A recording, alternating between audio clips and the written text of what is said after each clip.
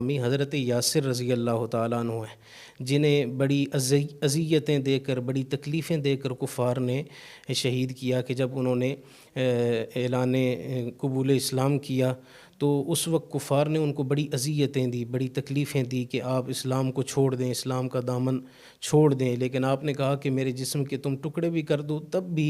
میں حضور علیہ الصلوۃ والسلام کا دامن نہیں چھوڑوں گا۔